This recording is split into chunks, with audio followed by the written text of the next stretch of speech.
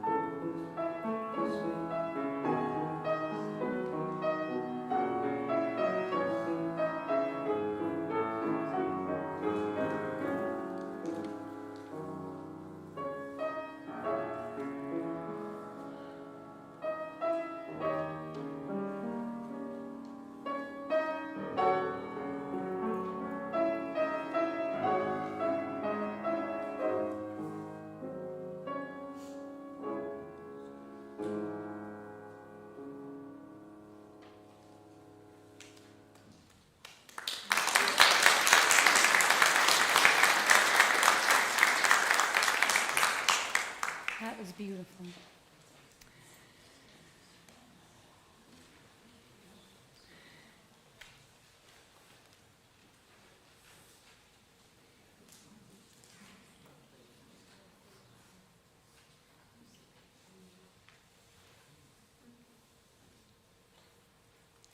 The flaming chalice is the symbol of Unitarian Universalism. We light a chalice to signify that we are entering sacred space. Our chalice lighting words today are, "Let this flame signify the warmth and strength of our congregation, the strength that means that the elderly, like the young, don't have to face life's difficulties alone, but can share in the knowledge, capability, and aspirations of others, drawing fulfillment from the community." And now, please, if you would, rise in body or spirit for our opening hymn, number 38, "Morning Has Broken." And then remain standing for our congregational covenant.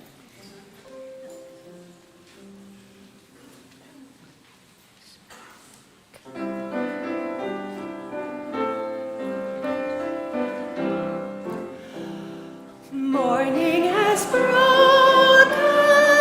like the first morning. Blackbird has spoken like the first bird. Praise for the singing, praise for the morning, praise for them springing fresh from the word. Sweet the rain's dew fall, sunlit from heaven, like the first dew fall on the first grass.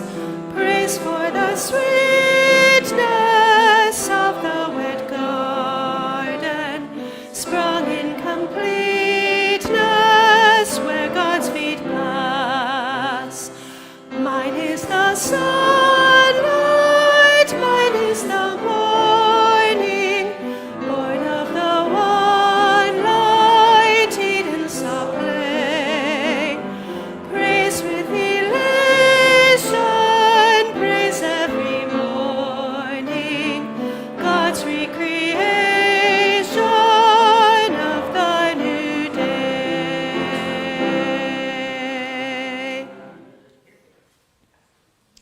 In Unitarian Universalism, our covenants are the agreements we make between us for how love becomes real.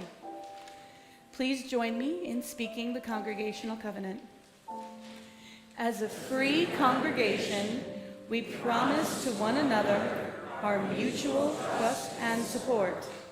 To create beloved community, we promise to be kinder to each other than we have to be. To listen fully to each other with an open mind and heart, speak responsibly and respectfully, and to find ways to improve our church for all of our members and friends. Please be seated.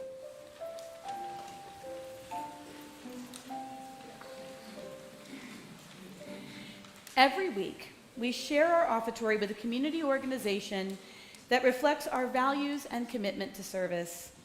This month, we're sharing our plate with MCCB Transitions, which is an organization that provides support and residential services for people with developmental disabilities or mental health needs. As we prepare to give, we welcome the presence of everyone in our sanctuary, including our children. Together, young and old, we practice generosity, knowing our gifts create ripples of love and care in our community. Let us give joyfully. You can donate through the plate coming around or using the QR code on the screen. And you can also, for those of you who are texters, text Eliot and shared plate, one word, plus the amount, to 73256. Then you'll get a link and you can reply and donate through the website. Let us be a generous people.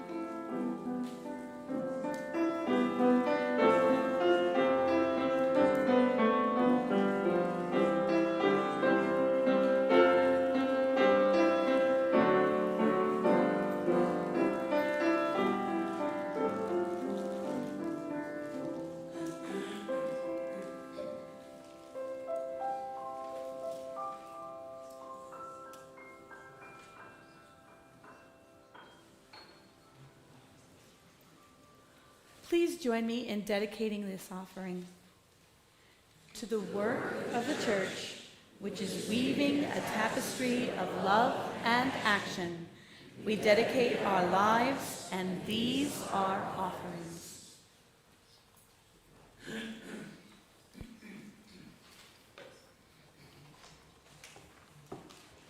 This morning, our wisdom story is from a short story called Eloise, and an old lady is speaking. I want you to think about something I said. I want you to think about the time you wanted to go on an overnight fishing trip with your friend David Oates, and your father said you couldn't because you were too young and didn't know how to take care of yourself. I want you to remember how that felt. And I want you to remember that I talked your father into letting you go. It wasn't because I wanted to please you. It was because I knew that it was time for you to live with chances. That it was something that you would have to do, and something I would have to do, and your father would have to do if you were going to grow up. I know you felt excited and free, and I knew you were scared, but you never knew how scared we were because we never told you. Now I'm telling you so that you'll know that I know how things are for you and your wife. And I'm saying that this fear you feel, that something will happen to me, is part of growing up, and that you need to feel it the way I felt it with my mother and the way I felt it when I had to let your father go, when I had to realize that he wasn't going to come home from the hospital. Look, I said, as gently as I could, you go home and think about what I've said. You talk to Sybil. You know I'm not a stupid woman. You know I know there's risk in living by myself. But it's my risk to take. My risk. And what you have to do, which is even harder, is to learn to let me take it. There ends the reading.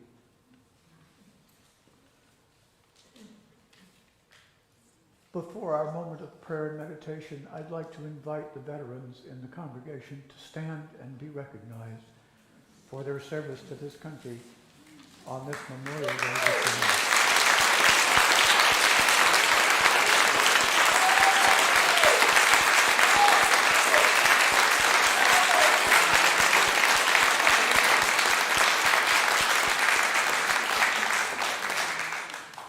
God bless you and thank you.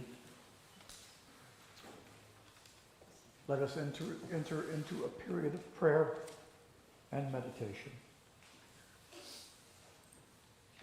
Spirit of life and love, we come before you as we are, ready to serve with the talents we have been given, to bring comfort to those who have been stripped of their homes and livelihoods.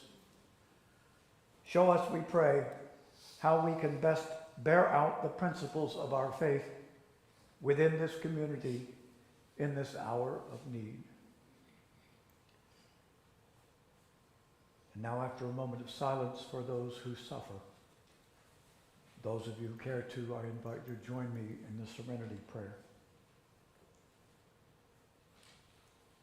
God, grant me the serenity to accept the things I cannot change, the courage to change the things I can, and the wisdom to know the difference. Now I invite you to speak into a reverent silence the names of those who are of concern.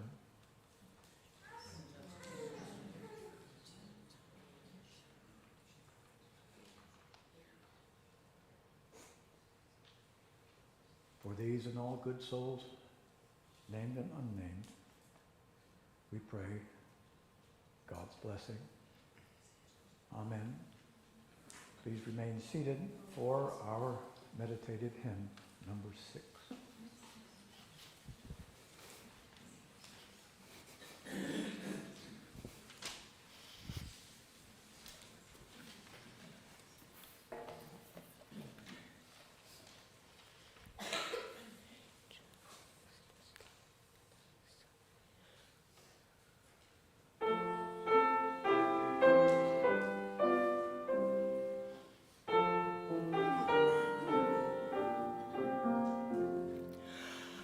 Just as long as I have breath, I must answer yes to life.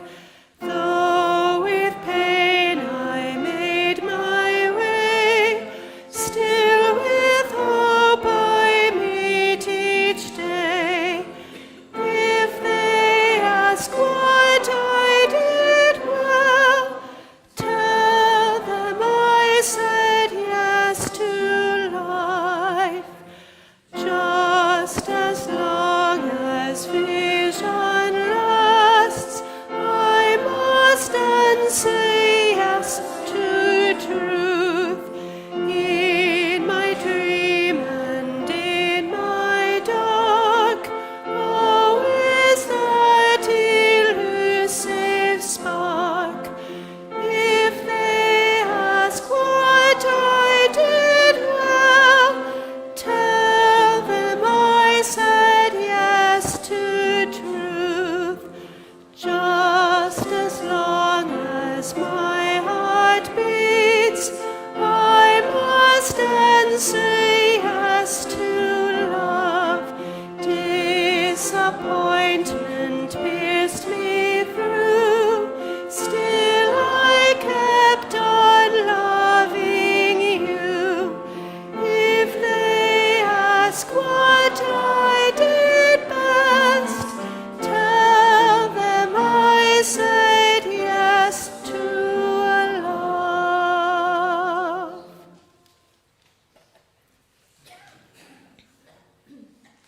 This morning's reading shows itself. Do not go gentle into that good night. Old age should burn and rage at close of day. Rage, rage against the dying of the light. The wise men at their end know dark is right, because their words had forked no lightning. They do not go gentle into that good night. Good men, the last wave by, crying how bright their frail deeds might have danced in a green bay. Rage, rage against the dying of the light. Wild men who caught and sang the sun in flight and learned too late they grieved it on its way. Do not go gentle into that good night.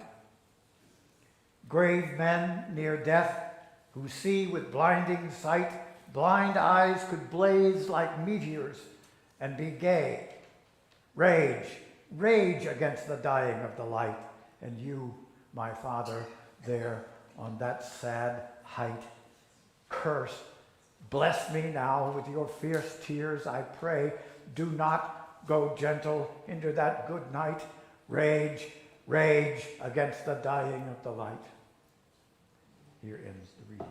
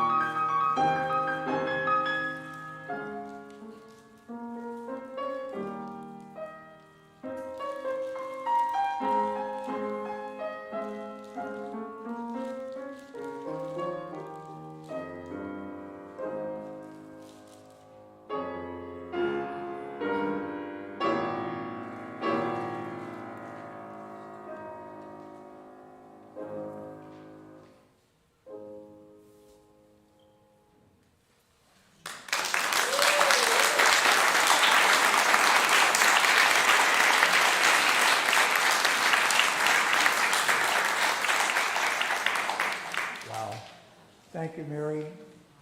Thank you, Lisa. Thanks, David, for all the good things you do. Now's my favorite part. I get to bitch about being old.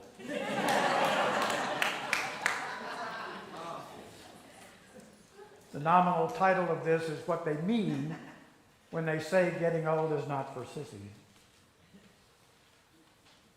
The real subject is, how do you navigate a landscape where there are no guideposts and no compass?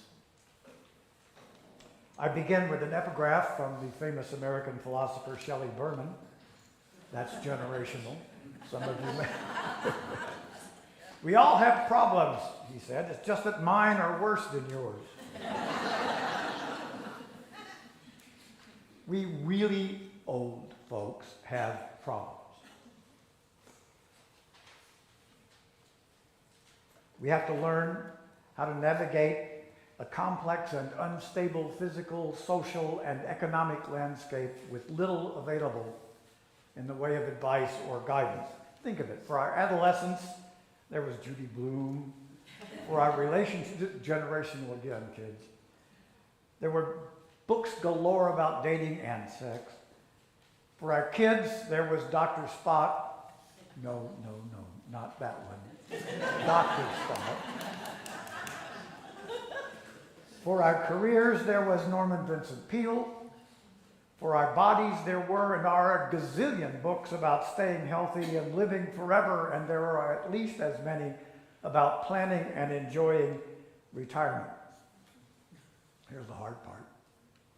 For getting really old, there is next to nothing. It's as if the industry of self-help and advice looks at us, says, you ought to be grateful that you're still here, and turns its back to hide the fact that it has crickets to offer. An important qualification here. I'm talking about really old folks. Not spring chicken early retirees who play 3 sets of pickleball before breakfast and party till midnight. I'm talking about those of us in our mid-80s and beyond. The demographic group that's expanding rapidly, even while the overall life expectancy in this country is sliding. And let me make it clear also that although illness and death are the constant companions of old age, I'm not talking about what happens to us as a result of the loss of loved ones or as a result of catastrophic illness, or about death, the ultimate loss, or its surrogate dementia. That is material for a lifetime of thinking and writing. I want to talk about living, day-to-day living, and the issues we have to navigate in order to be useful and reasonably content. And although I may refer to another source here or there, my remarks about aging are based on my experience and therefore anecdotal, and the plural of anecdote is not data. A political scientist by the name of Raymond Wolfinger said that first, by the way, in case anybody ever asks you. This is a Sunday talk, not a scientific paper, so don't expect your circumstances to mirror mine, but I do hope that some of my thoughts may be helpful, whether in giving you some insight into what we older folks have to put up with, or if you are an older folk like me, reminding you that you are not alone. Now begin in good Congregationalist, Puritan, Unitarian fashion by identifying 3 areas of commitment. When you were a kid, the preacher said, 3 things I want to tell you. By the time he said 3, you were already putting your stuff together, packing up your purse. Kids had stopped writing things on the back of it. Yeah. 3 areas of concern are more accurately areas of loss. First, there is loss of ability. From our mid-30s or thereabouts, we are aware of our loss of physical ability. That's why there are very few 40-year-old baseball players. A loss which accelerates as we age, leaving a large proportion of otherwise healthy 80-year-olds restricted in our activities to one extent or another. Typically also, though far from universally, our ability to control our circumstances, our wealth, increases through the time of retirement and then diminishes as we use it, or it is diluted by inflation, sometimes quite sharply. Second, there is loss of authority, of status. Our roles in society inevitably change because of the way our societies change. And here I admit that I can speak only of the Western Christian/capitalist societies with which I'm familiar. The way these societies apportion power and authority.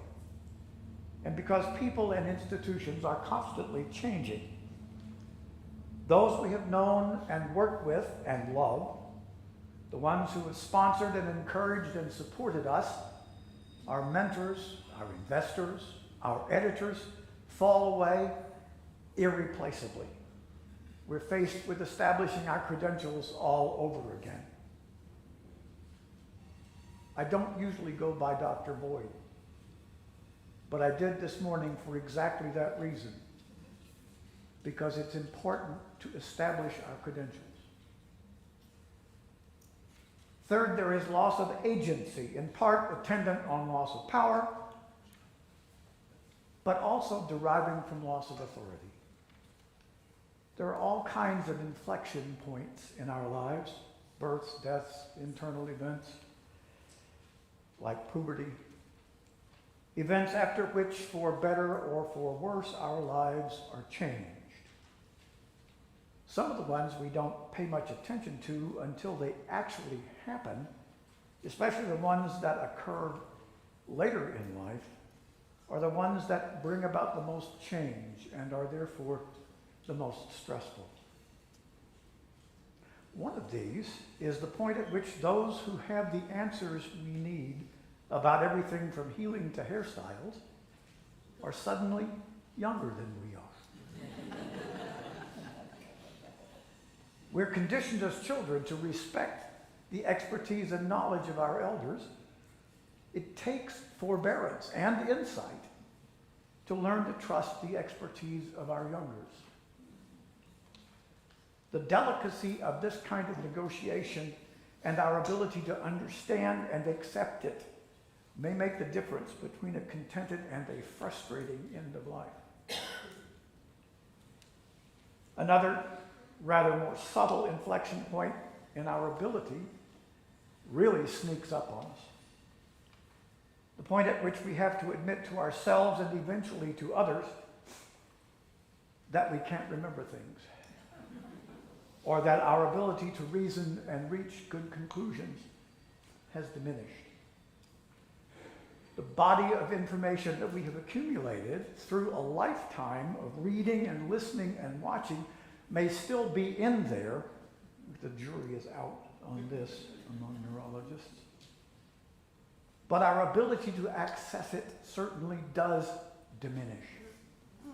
And our memories become episodic, unpredictable, more and more frustrating. I forgot the name of the story that I read to you from this morning, right here. Anyway, our physical abilities diminish, but curiously, the degree of our physical decline tends to be both underestimated and overestimated, both by us and by those who care for us. We may underplay our aches and pains to avoid inconveniencing someone else or making somebody else feel sorry for us, or just to avoid appearing weak. And in the very next breath, exaggerate them in our interactions with our peers as much for comic effect and to signal sympathy with them as for eliciting sympathy for ourselves. I invite you sometime to come with us to our Wednesday night Old Geezer's dinner and listen to the conversation. It's what my dear mother called an organ recital.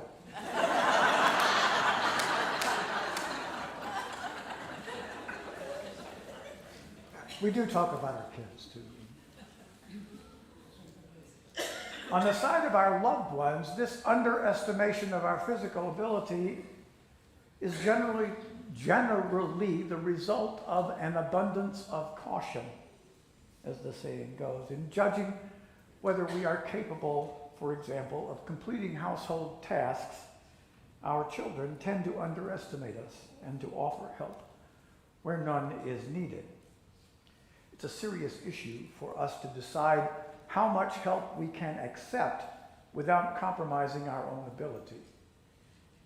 Put another way, if we accept help with physical issues because they are annoying rather than because they are outside of our ability, we risk losing the ability to take care of them. And that becomes debilitating. Another way of saying this is that if we don't do as much as we can for as long as we can, we are placing ourselves unnecessarily in jeopardy.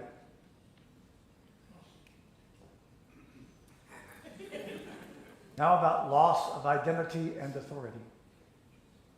Here's a really not so silly thing. I don't have fingerprints anymore. It happens to a lot of people. Bridges that used to differentiate me from almost all other human beings have flattened, and my iPad says who?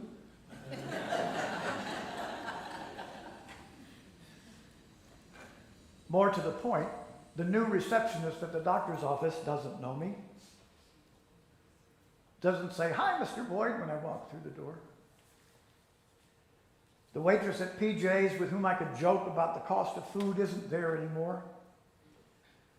I could walk through the campus where I taught for 30 years and not encounter a single person who knows me.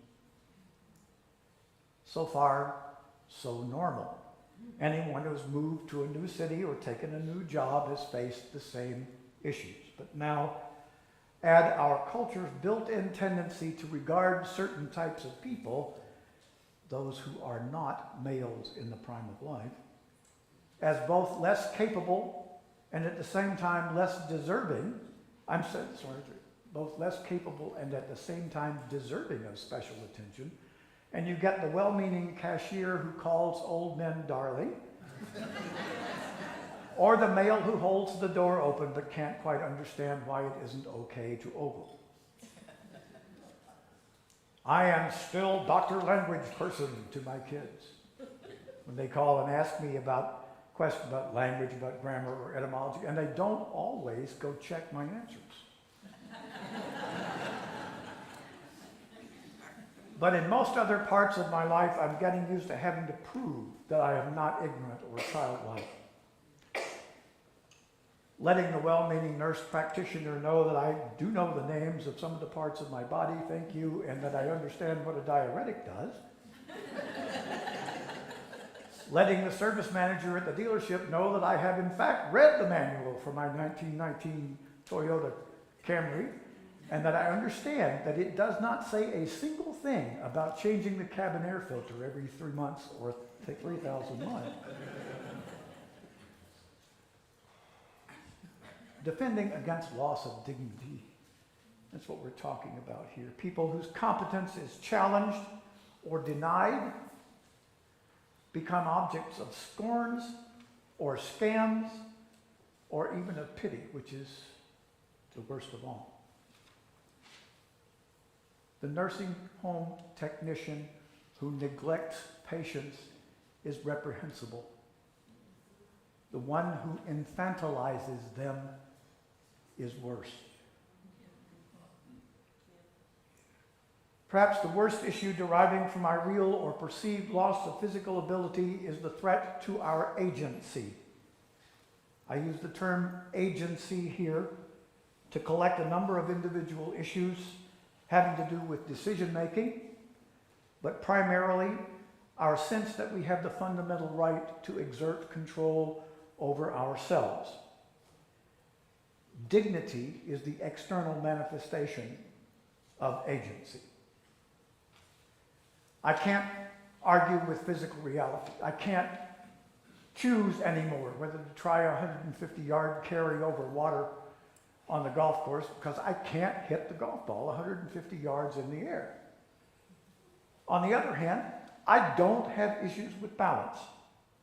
There is no physical reason why I cannot climb a ladder to clean the gutters in my house. One story. Is there a chance I might fall? Yes. But there always has been. Is there a possibility that the results of such a fall might be catastrophic? Yes. But it's a matter of degree. Here's the nub of the problem. Who's to make the decision as to whether I should climb a ladder to clean my gutters? There are lots of elements besides fall risk involved in this calculation. Can I afford to have somebody do it? That means not just do I have the money, but would that be the best use of the money right now? Do I have the time and the patience to do it?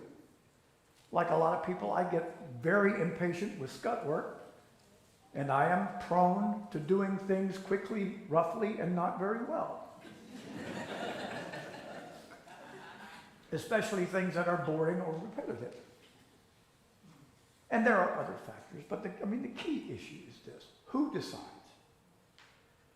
When a loving spouse or a child guilts us into giving up climbing ladders, not because we can't, but because our doing so creates a perceived risk to him or her, or even worse, simply makes him or her uncomfortable, or worst of all, makes him or her afraid for his or her own well-being, they take away perhaps the most valuable asset we really old folks have, our agency, the power to decide what is best for ourselves.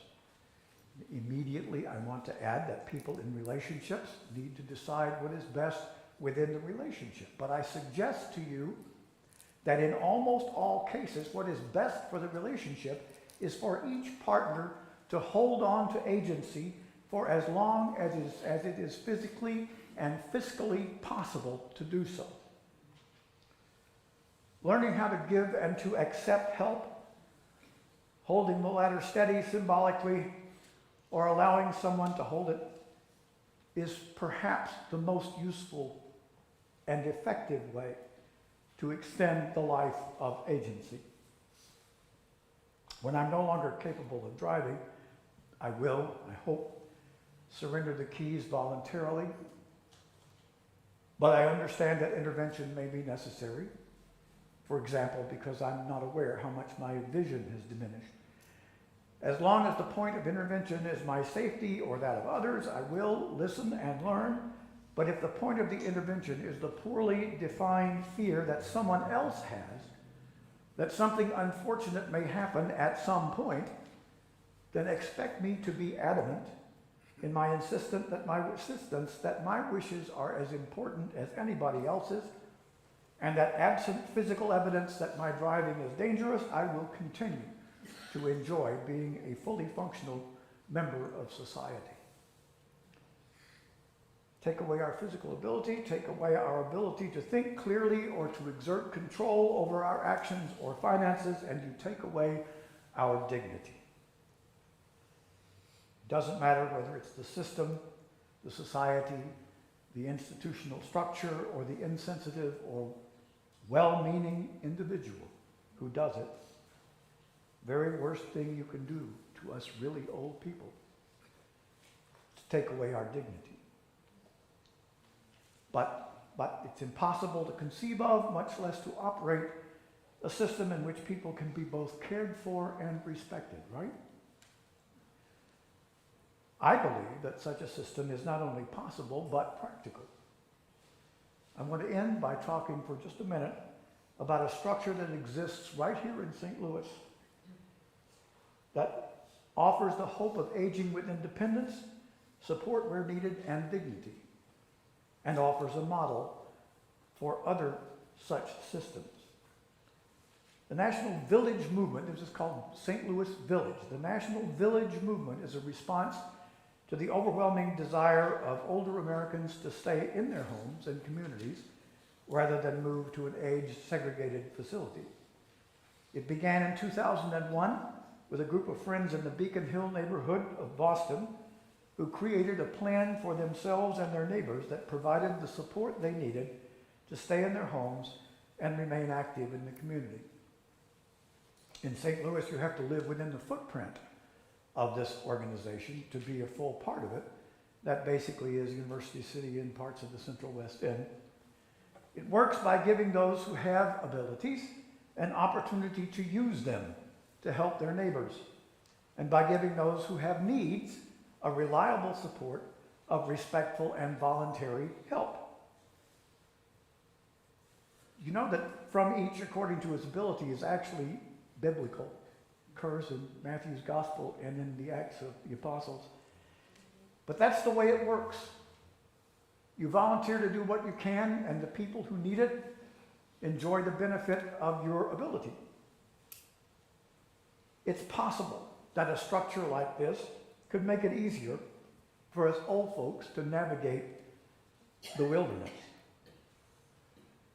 But even organizations like the Village can't solve all the problems I've outlined this morning. Wives of old men are still going to try to keep them from climbing ladders.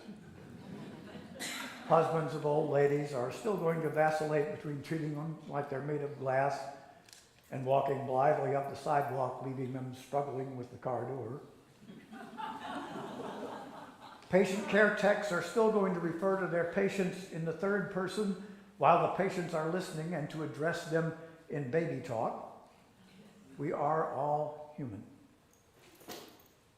I hope, though, that you leave this morning's service a little bit more aware of what we super seniors, I'll use the term, face as we try to figure out how to navigate uncharted waters with not much in the way of a map or compass except the kindness of others and our own good intentions.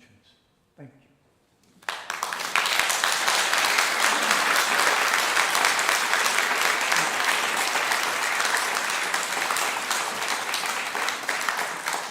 Now I invite you to rise in body or spirit for our closing hymn, number 191.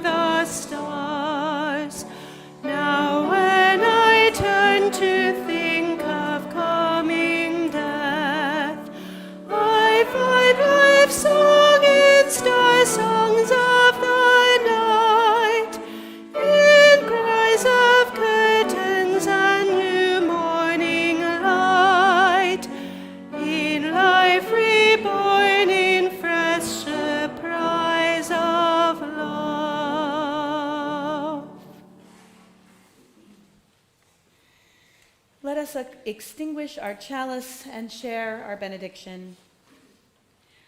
We extinguish this chalice, but not the light of truth, the warmth of community, or the fire of commitment. These we carry in our hearts until we are together again.